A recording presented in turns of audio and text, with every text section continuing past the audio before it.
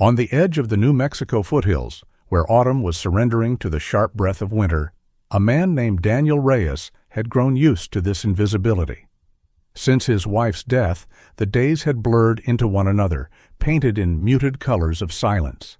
Each morning he stepped onto his porch as though expecting the air itself to remember her, only to find the same stillness, the same pale light seeping through the pinon and juniper.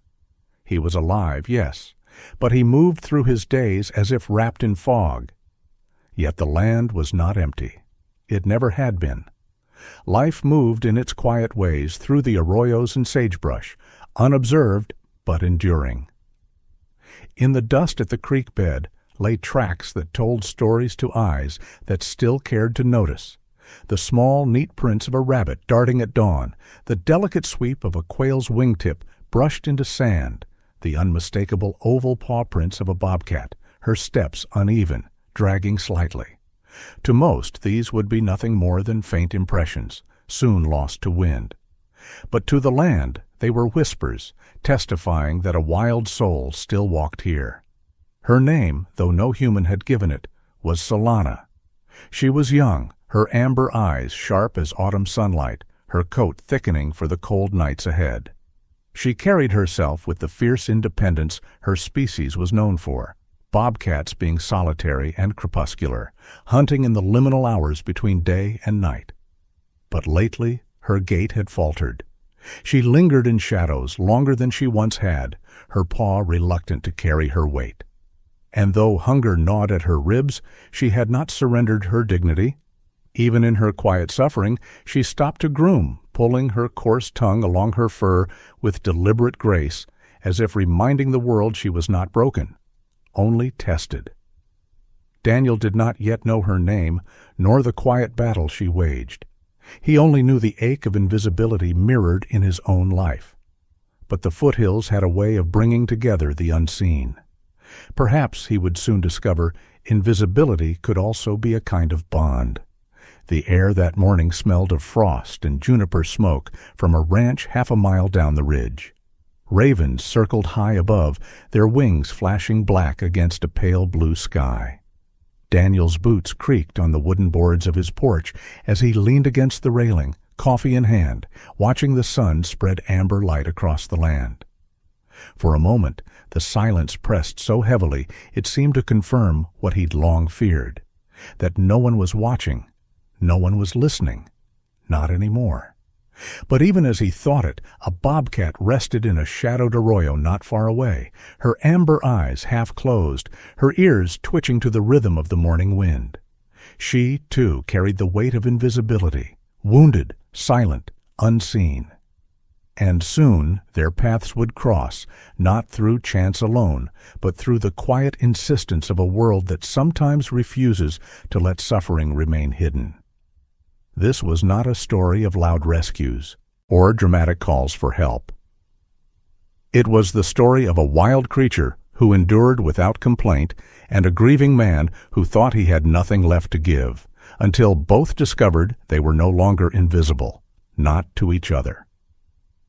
If you've ever felt invisible and longed for someone to truly see you, subscribe now to join others who believe every soul deserves to be witnessed. Tell me in the comments, when did you last feel unseen? The foothills were never truly silent, though to most ears they seemed so. If you lingered long enough, you'd hear the soft creak of juniper branches shifting in the breeze, the distant bark of a coyote carried across the ridges, and the subtle rustle of cottonwood leaves shedding their last golden coins into the dry arroyo. Here, in the slow turning of late autumn toward winter, the land told stories for those patient enough to listen. For Solana the bobcat, every sound carried meaning. Her tufted ears twitched at the faint scratch of claws on bark as a ground squirrel darted into hiding. Her amber eyes followed the shiver of quail wings as they lifted suddenly, scattering in alarm. Hunger pressed against her ribs, a steady gnaw, but she moved carefully, paw dragging slightly with each step. The wound was hidden beneath her thickening coat, but the earth had a way of recording truth.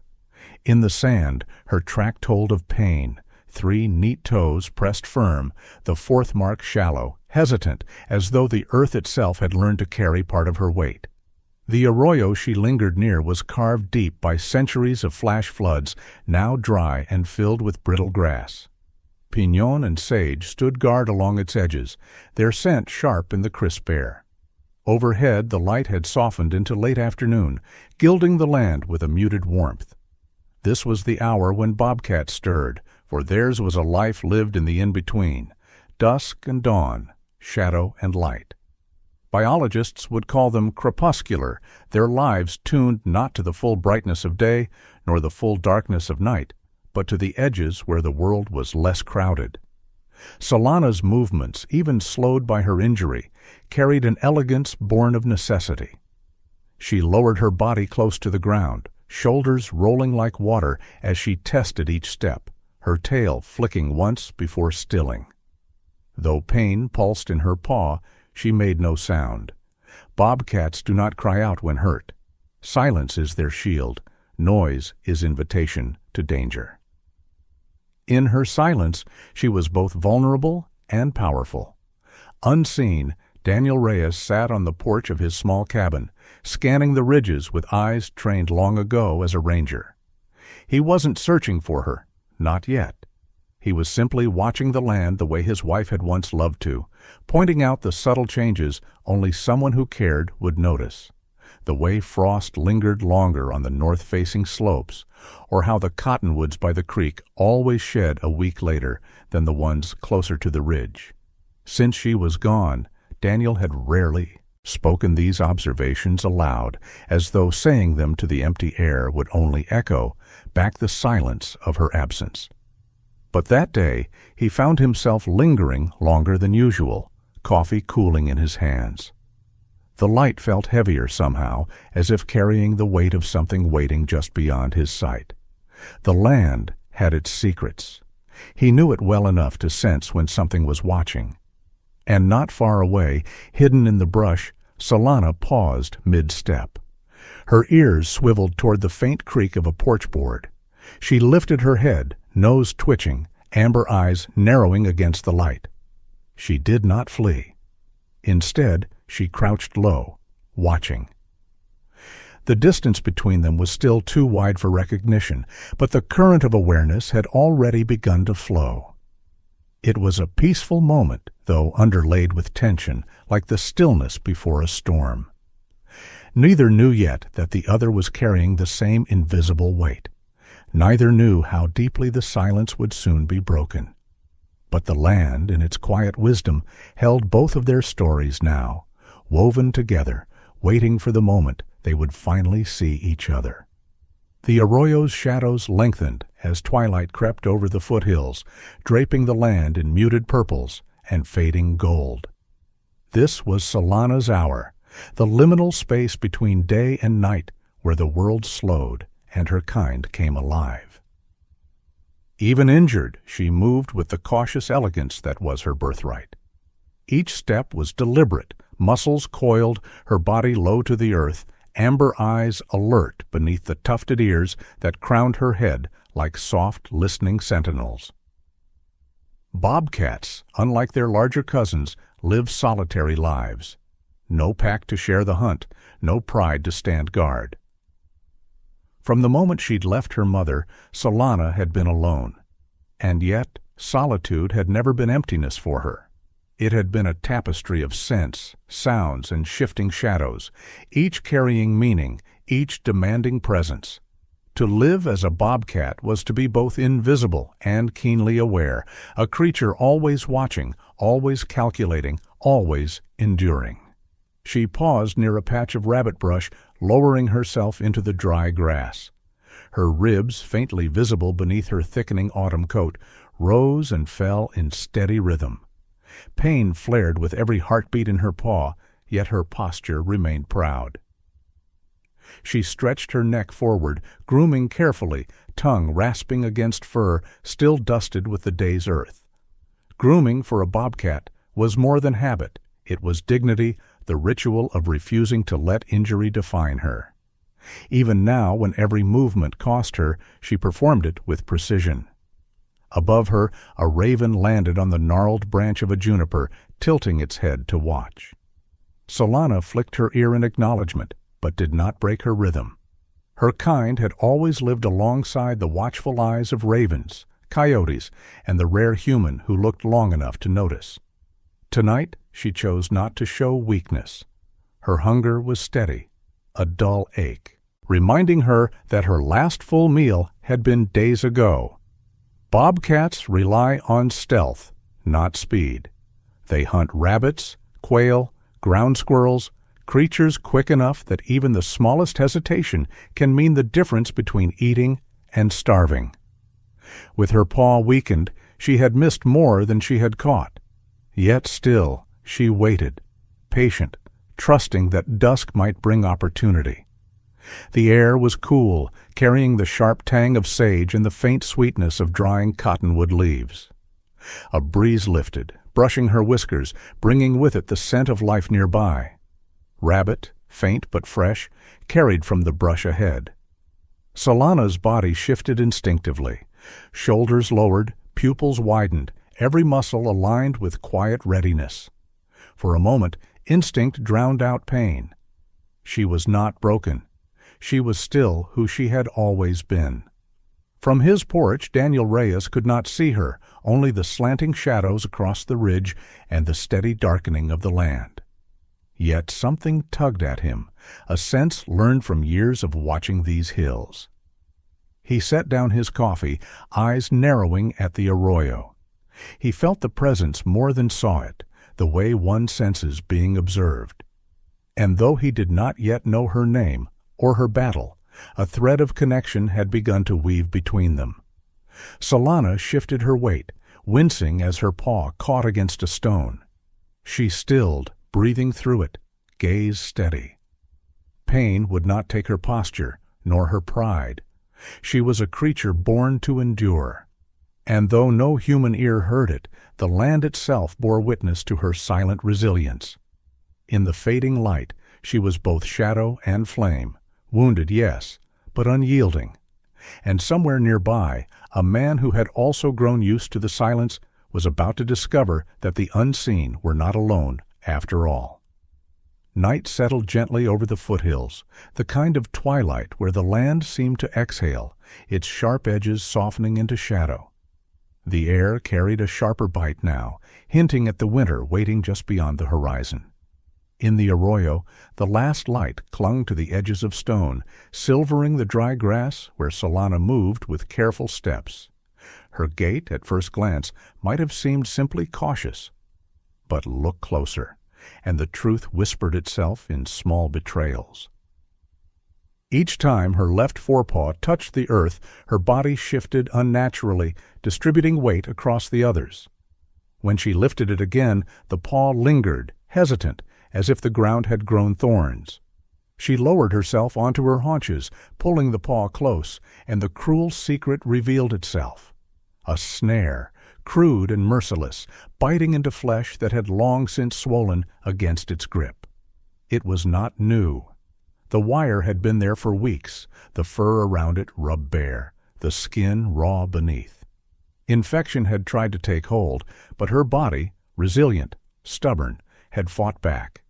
Each day she groomed around the wound, keeping it as clean as she could, rasping her tongue against tender skin. Each day she endured. For bobcats, silence is survival. They do not call out, do not draw attention to weakness. And so Solana bore her suffering quietly, the world around her unaware. Biologists know this trait well. Bobcats rarely vocalize except in mating season or when young call for their mothers. In pain, they are wordless, their dignity locked behind amber eyes and subtle movements. To notice, one must truly watch. And here, hidden in the arroyo, Solana had become almost invisible, except to the land that held her story in every careful track and broken blade of grass. Hunger was no longer a distant ache, but a constant, gnawing companion. Rabbits and quail eluded her now, her strike slowed by the hesitation of her wounded paw. She had managed only small meals, field mice, the occasional grasshopper, but they were not enough. Her flanks showed the truth, fur stretched thin over ribs. Still, when the breeze shifted, she lifted her head with pride, ears pricked, eyes scanning the brush. She was not broken, not yet. As the cold deepened, she curled against the base of a pinyon tree, the wire biting each time she shifted. She closed her eyes, but the world remained sharp. The far-off howl of coyotes, the scratch of a beetle in the dry earth, the faint creak of a porchboard carried on the wind. For a moment, her ears flicked toward the sound. A man sat not far away, sipping coffee gone cold, unaware that just beyond the ridge, dignity and suffering shared the same fragile breath. Daniel Reyes did not yet see her, not truly. But something stirred within him as he scanned the darkening land, that ranger's instinct honed from years of noticing what others missed. The silence felt heavier tonight, as though the hills themselves were holding a secret. He leaned forward, resting his elbows on his knees, unaware that a wounded soul lay watching, just beyond his sight. Hope, though faint, lingered like the last light of dusk. Solana's body still carried strength. Her eyes still burned with the will to endure. Somewhere deep in her, the instinct to survive still pressed forward. And though the wire bit into her flesh, though the world had left her unseen, she would not give up her claim to the wild. The land held her story in silence, waiting for the moment when someone would finally notice. In the foothills, morning came gently, the pale sun spilling over the ridge like a hesitant visitor. The air was cold enough that frost lingered on the sagebrush tips, glinting faintly until the first warmth touched them. Inside a modest adobe cabin set back from the dirt road, Daniel Reyes sat at a worn oak table, his coffee cooling beside him, a silence too familiar settling around his shoulders. The photo on the table held his gaze. His wife, Elena, smiled in it, dark hair spilling across her shoulders, eyes bright with the kind of light that makes you believe in permanence. The picture had been taken only a year before cancer's shadow entered their lives. Daniel traced the edge of the frame with a calloused finger, remembering how powerless he had felt watching her fade. He had been a park ranger for decades, a man who knew how to read landscapes, storms, migrations. He had known how to protect others from the dangers of the wild. But in the end, he had not been able to protect her. That helplessness had carved a silence inside him, a silence that had only deepened since she was gone. Now, 52, retired, he lived alone in the cabin they'd once dreamed would hold laughter and grandchildren. The community nearby knew him politely but distantly. Neighbors waved, yes, but didn't linger. Friends visited less often. And Daniel, once a man of purposeful days, had found himself drifting. His mornings were filled with ritual. Coffee, a slow walk on the porch, checking the frost on the cottonwoods, listening for the calls of ravens overhead. He clung to these details, the same way Elena had once taught him to notice how the land spoke in small ways. Today, as he looked out at the foothills, something unsettled his chest. The silence felt different. He couldn't name it, only sense it, like a low hum at the edge of perception. He stood and walked to the porch, the boards creaking under his boots. The air smelled of juniper smoke from a neighbor's chimney, sharp and clean. He sipped his coffee, eyes scanning the ridge. His ranger's instinct whispered that something unseen was moving in the brush. He thought of Elena then, remembering how she used to stop mid-sentence to point out tracks near the arroyo. How she could tell, just from the spacing of prints, if a bobcat had been hunting or simply passing through. "They live in silence," she had once said, her voice soft as the dusk they walked in. "You'll miss them if you don't slow down enough to listen." A sound pulled him back, the faint rattle of dry grass down the slope. He froze, ears straining, eyes narrowing. He saw nothing, only shadows shifting in the late morning light. Still, his chest tightened with that old familiar certainty. He wasn't alone. Later that afternoon, Daniel called his friend Miguel, a retired wildlife biologist who lived a few miles away. Their conversations had grown sparse since Elena's passing, but Daniel trusted Miguel's grounding presence. He asked casually at first if Miguel had heard of more bobcat sightings this season. Miguel chuckled. "They're around. You don't see them unless they want to be seen." Then his tone grew serious. "Careful, Daniel. A wounded cat is unpredictable. You can't play ranger anymore." Daniel didn't answer right away. He knew Miguel was right. He had no business involving himself with a wild predator. And yet, the silence in the hills felt too heavy, too personal. If there was a wounded animal out there, he couldn't shake the sense that he was meant to notice, meant to bear witness. He returned to the porch as dusk crept in, the light washing the land in soft amber. Amber. He thought of the way Elena used to say the land held its own kind of prayers. Standing there, Daniel realized he hadn't prayed in months, maybe longer, but something in the hills whispered to him now, as if asking him not to turn away. Unseen in the arroyo below, Solana shifted against the base of the piñón, ears tilting toward the faint creak of the porch. Two beings, both bearing wounds of silence, existed within the same breath of land, closer than either yet realized. Twilight in the foothills was a fragile thing. Soft lavender sky melting into shadow, the land holding its breath between the last light and the first stars. The air cooled quickly, the warmth of the day retreating as frost began to gather along the edges of sage and rabbit brush. Daniel Reyes walked the ridge trail, boots scuffing softly on the packed earth, his breath visible in the cooling air. He hadn't meant to wander this far. Habit had carried him along paths Elena once loved, the way memory sometimes guides the body without permission. Below him, the arroyo stretched like a dark ribbon through the land. Cottonwoods along its edge shimmered faintly in the fading light, their last golden leaves trembling in the breeze. Somewhere down there, Solana moved quietly, her body low, her paw dragging with a subtle, almost imperceptible hitch. She had chosen this hour carefully.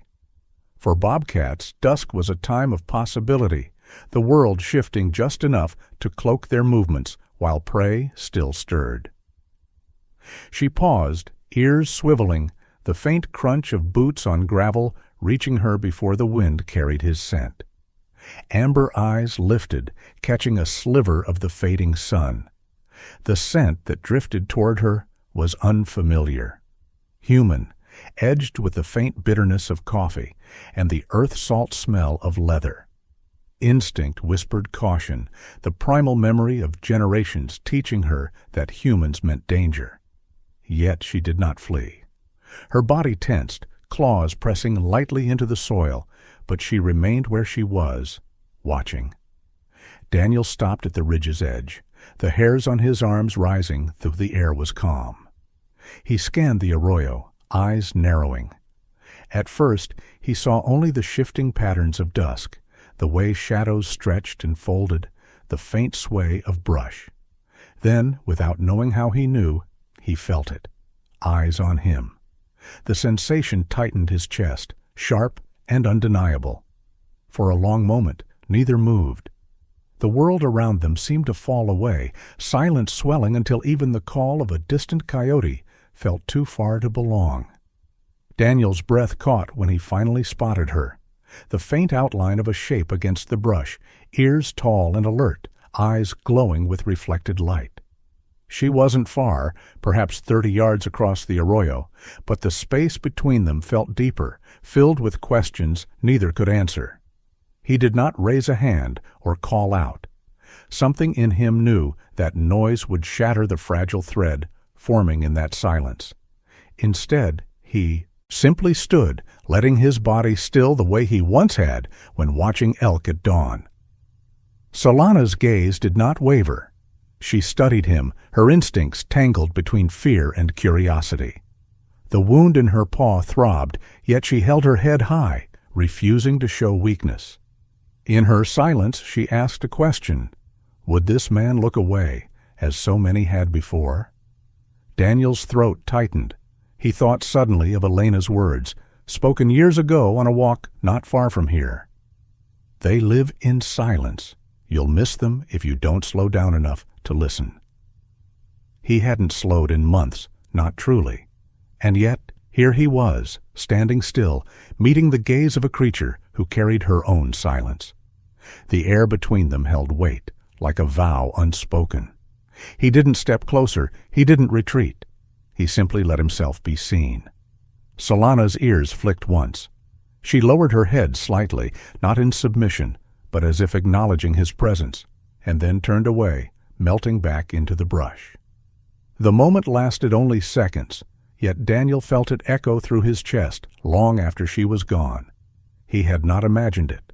The hills had given him a glimpse of something wounded, dignified, enduring.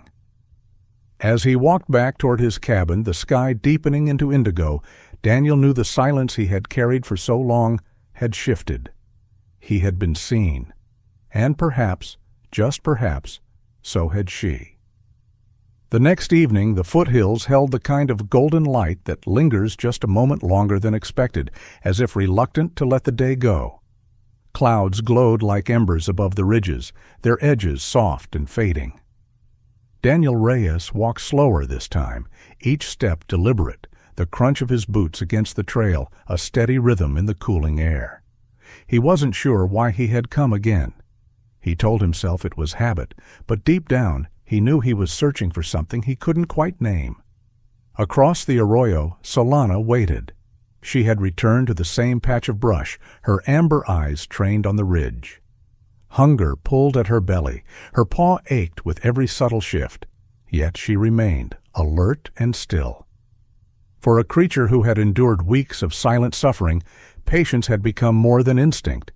It was survival. Tonight, her waiting carried something different. She had seen the man before, and though instinct urged her to keep distance, something within her whispered that this presence might not mean danger.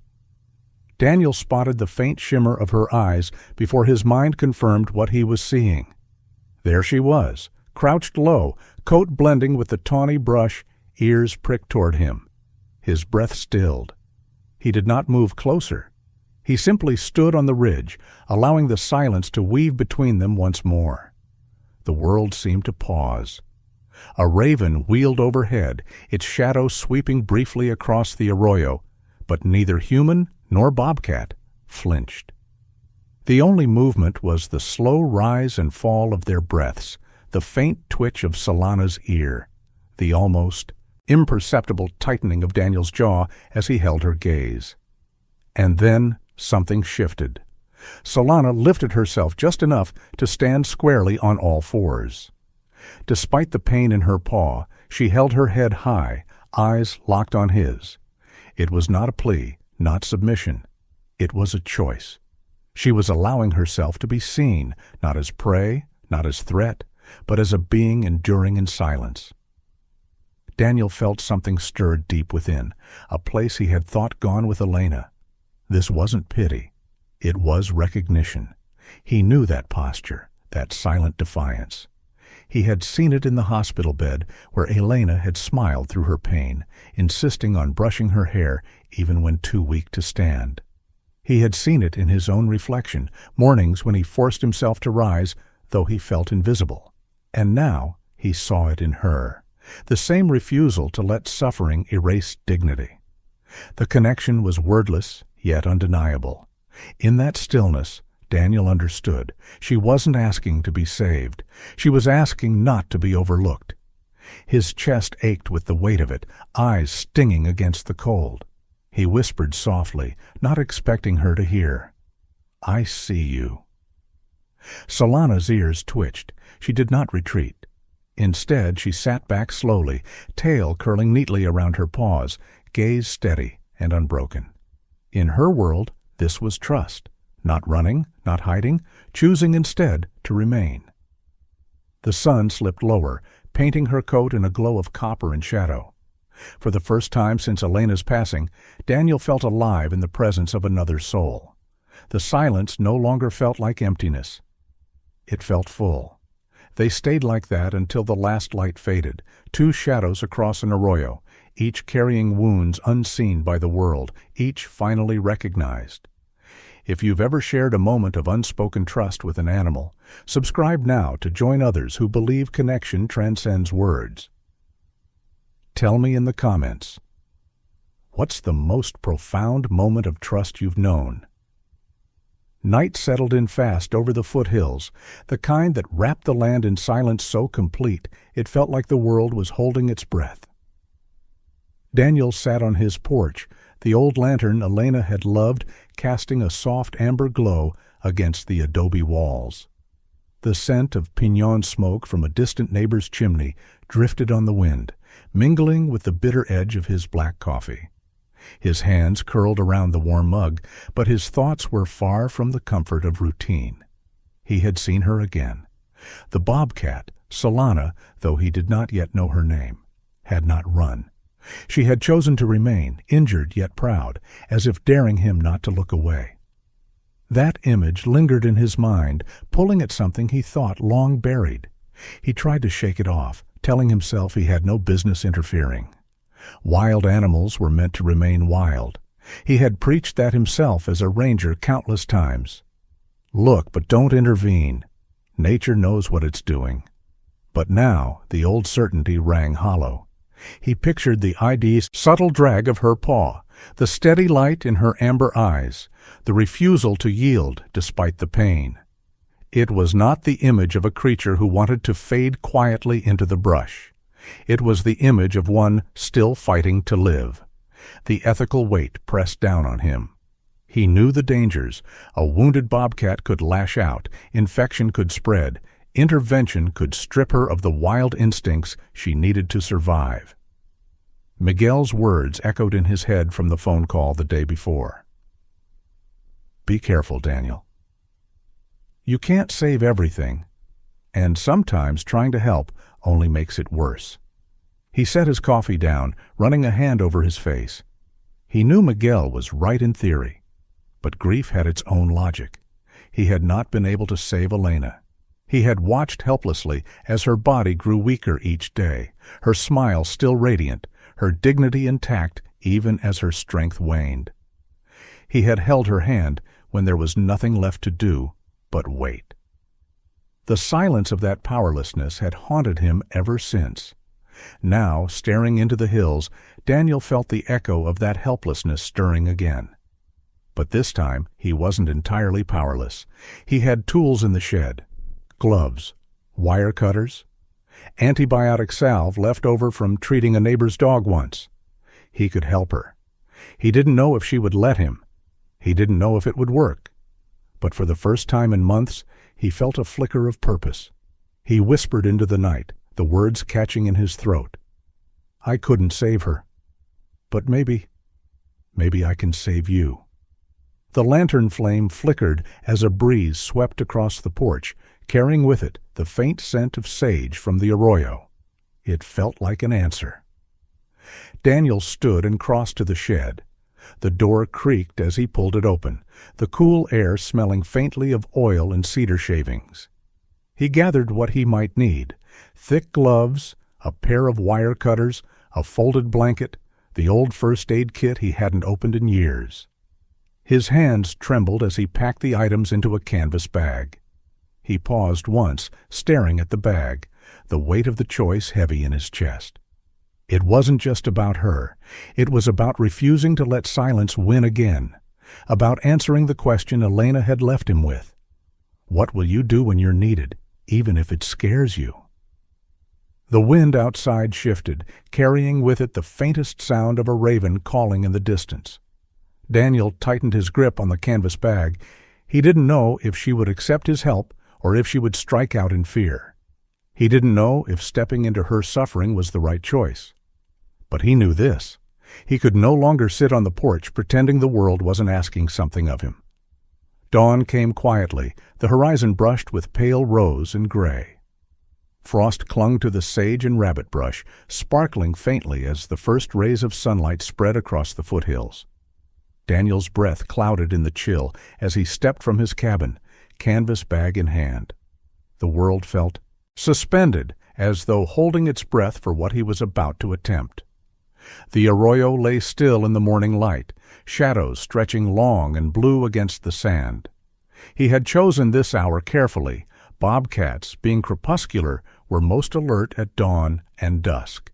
If he was to find her, she would likely be stirring now, seeking warmth and the faint hope of food.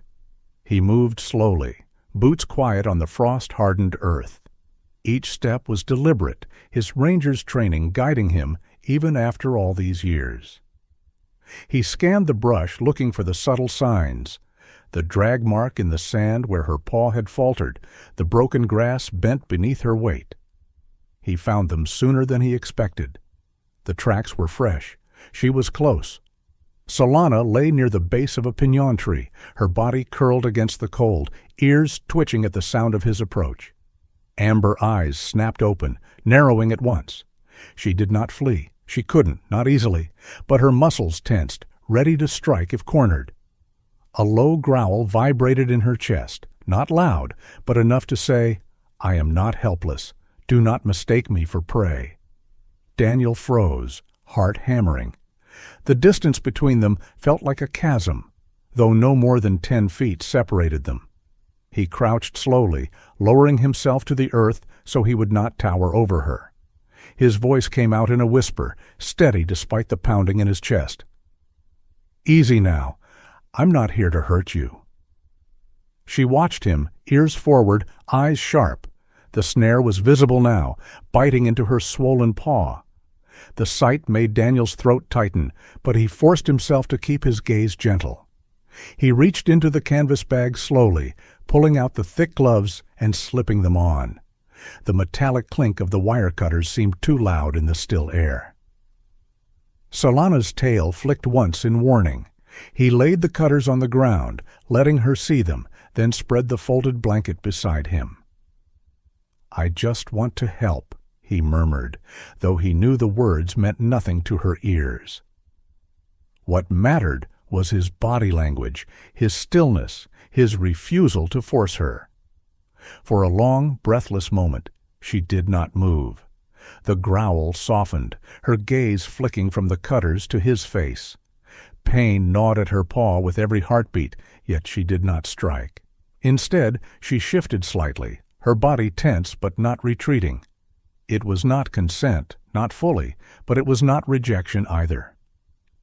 Daniel's chest ached with the weight of the decision. He inched forward, moving as though the air itself might shatter. His gloved hands trembled as he reached for the cruel loop of wire. Solana's muscles tensed, a warning rumble in her throat. He paused, meeting her eyes. "It's all right," he whispered, though his pulse screamed otherwise. The cutters slipped into place. With one firm squeeze, the wire snapped. The sudden release startled her. She jerked, claws scraping the earth, but did not flee. The blanket muffled her movements as Daniel gently eased the wire. Away. Her paw, swollen and raw, trembled in his hand. He did not hold her, he simply steadied her, long enough to smear a thin layer of antibiotic salve. Then he pulled back, hands shaking, giving her space. She remained still, breathing hard, amber eyes locked on him. Slowly, she lowered her paw onto the earth, flexing it as though testing freedom for the first time in weeks. The silence stretched, heavy and fragile. Daniel's breath came in shudders. He had crossed the line Miguel had warned him about, stepping into a place where wildness and human hands were never meant to meet. But Solana did not strike. She did not flee. She stood trembling, then sank back onto her haunches, watching him with a gaze that held neither fear nor anger, only the strange, quiet acknowledgement of one who had been seen and not abandoned. The morning after the snare was cut, the foothills were washed in a pale, golden light, the kind that softens every edge. Frost glittered across the sagebrush, and the air smelled faintly of juniper and earth warming under the sun. Daniel Reyes sat on his porch, hands wrapped around a steaming mug of coffee, watching the world wake. Just beyond the line of piñon trees, Solana rested in the shadow of the arroyo, her amber eyes half-lidded but never leaving his cabin. She hadn't run. Even with freedom restored, she lingered, cautious but unwilling to vanish into the hills. Perhaps the wound slowed her. Perhaps something else held her here. Daniel didn't know. He only knew that each time he stepped quietly onto the porch, she was near, watching, wary, but not gone. The healing would not be quick. Bobcats rely heavily on their forepaws, not only for walking, but for balance, climbing, and the sudden burst of speed that turns patience into a meal. A wound like hers risked more than infection. It risked survival itself. Biologists know that when predators can no longer hunt, hunger works quickly. And yet Solana was determined. Even as the swelling in her paw throbbed, she tried to put weight on it, flexing the toes carefully, testing her strength. Daniel had left small offerings near the arroyo, bits of meat, careful not to place them too close. At first, they remained untouched. Then one morning, the plate was bare. He didn't see her take it, but the faint scuff of her tracks in the sand told the story. Each day after, the food disappeared. Not all at once, but gradually, as though she was testing not just the food, but him. Trust, Daniel realized, was not built in a moment. It was built in fragments. Each time she chose to stay rather than vanish, each cautious step closer to the edge of the arroyo, each glance that lingered a second longer. He spoke little, but when he did, his voice was soft, almost a whisper carried on the breeze.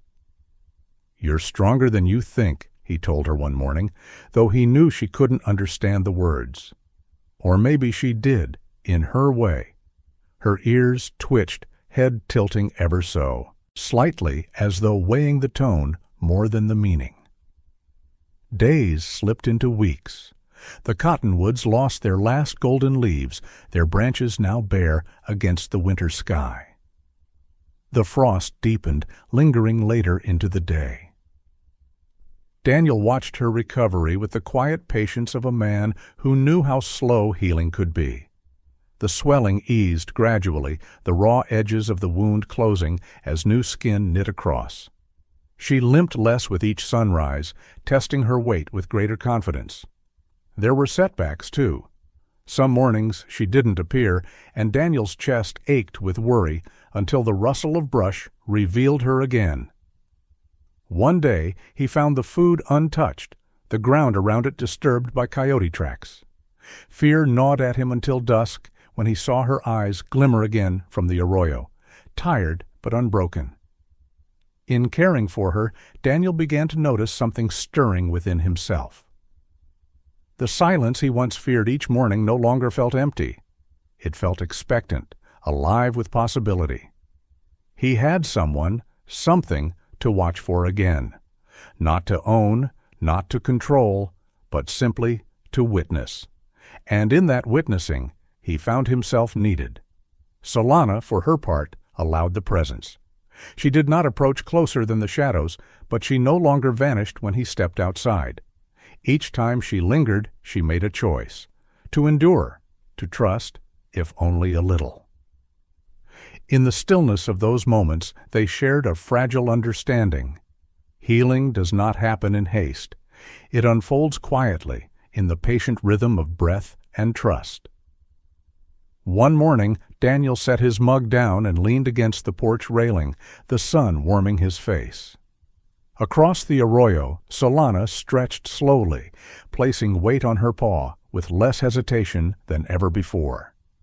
For a moment she looked directly at him, her amber eyes steady, her breath visible in the cool air. Then, with a fluid grace that took his breath away, she settled back down, grooming herself as though to remind them both. She was not a victim. She was still herself. And Daniel, watching, realized something he hadn't felt since Elena's passing. Hope.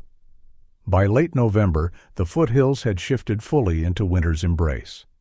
The mornings carried the sharp bite of frost that lingered until noon, and the sky, though often brilliant blue, seemed stretched thinner than before. The cottonwoods stood bare, their skeletal branches tracing delicate lines against the pale light. The land had grown quieter, as if settling into its long exhale before spring's return. Daniel Reyes sat on the porch, his jacket pulled close, watching the breath curl from his lips. Beside the juniper at the edge of the arroyo, Solana moved with a grace he hadn't seen in weeks. The limp was nearly gone. Her paw, though still marked by the scar of the snare, bore her weight firmly now. She walked in the measured rhythm of a hunter, returning to her birthright. It astonished him, the transformation, not just hers, but his own. In her presence, the silence that had once been suffocating had become a kind of sanctuary. He no longer dreaded the still mornings or the empty evenings. He waited for her instead, the anticipation filling the hours with a quiet purpose. She no longer lingered, only in shadows. Some mornings she rested openly at the edge of the clearing, her amber eyes steady on him as he drank his coffee. On those days, Daniel felt something inside him shift, like a stone that had weighed him down had finally been lifted. For the first time since Elena's passing, he did not feel invisible. He was seen. Solana, too, had changed. Where once her movements were cautious, guarded, now they carried strength. She groomed herself with renewed vigor, tail flicking with a subtle confidence. The raw edge of survival had softened into a steadier rhythm of living. She had not surrendered her wildness. He knew she never would. But she had allowed him into her silence, and that was something he would carry forever. One morning, as the sun rose in a wash of gold across the hills, Daniel set his mug down and simply sat, hands resting on his knees. Solana stood at the arroyo's edge, the light painting her coat in copper fire. She looked at him, long and unbroken, before stretching and lying down, her body relaxed, her head resting on her paws. It was not ownership. It was not taming. It was trust, fragile and fierce, a bridge between two beings who had no reason to find one another except that the world had whispered they should. Daniel thought of Elena then, of the words she had left him with on her final good day. Don't let silence take you. For so long he had believed silence had already won, but now, in the stillness he once feared, he found life again. He found himself. Sometimes the broken save the broken, he realized, and sometimes healing is not about fixing what was lost, but about standing in the presence of another soul and being willing to see them as they are. As a raven called overhead, its cry echoing through the clear morning air, Daniel let out a breath he hadn't known he was holding.